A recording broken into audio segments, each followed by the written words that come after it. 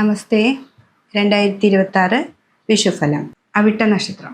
അവിട്ട നക്ഷത്രത്തിൻ്റെ കാൽഭാഗമാണ് ഇവിടെ ഉള്ളത്. പിന്നെ മുക്കാൽ ഭാഗം കുംഭത്തിലുമാണ്.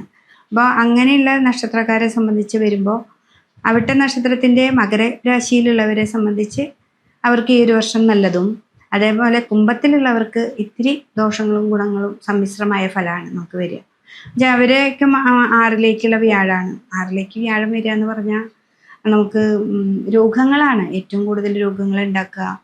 സാമ്പത്തികമായി ദുരിതം തന്നെ ഉണ്ടാവും. അതായത് പൈസയ്ക്ക് ഭയങ്കര ബ്ലോക്ക് നമുക്ക് അനുഭവപ്പെടാൻ സാധ്യതയുണ്ട്. അപ്പോൾ അത് ഈ ഒരു വർഷം മുഴുവൻ നമ്മളെ അനുഭവത്തിലേക്ക് വരാതിരിക്കാനായിട്ട് നമുക്ക് ഈശ്വരാധീനം നന്നായിട്ട് വേണം.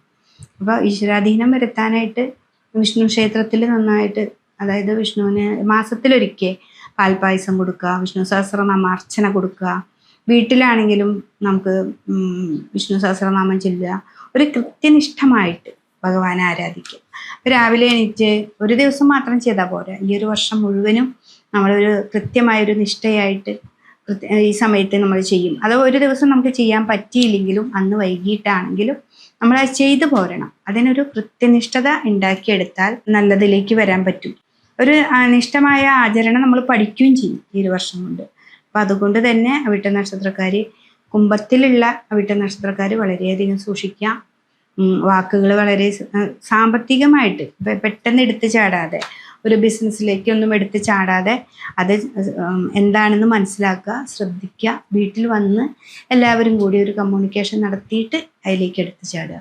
അതാണ് അവിട്ട നക്ഷത്രക്കാർക്കുള്ളത്. അപ്പോൾ കറുകമാല കൊടുക്കുക ഗണപതിക്ക്. എന്ത് വിഘ്നങ്ങളുണ്ടെങ്കിൽ അത് മാറിപ്പോവുക. പിന്നെ അതുപോലെ വിഷ്ണു സഹസ്രനാമം ചൊല്ലുക.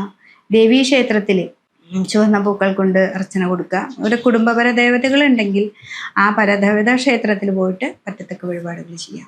നമുക്ക് പറ്റുന്നത് എന്താണോ അത് ചെയ്യുക. അതാണ് അവിട്ട നക്ഷത്രക്കാരെ ചെയ്യേണ്ടത്. അത് കുംഭത്തിലുള്ളവർക്ക്. മകരത്തിലുള്ളവർക്കുള്ളതും വ്യത്യസ്തമായ നല്ലൊരു അനുഭവങ്ങളാണ് അവർക്ക് വരുന്നത്.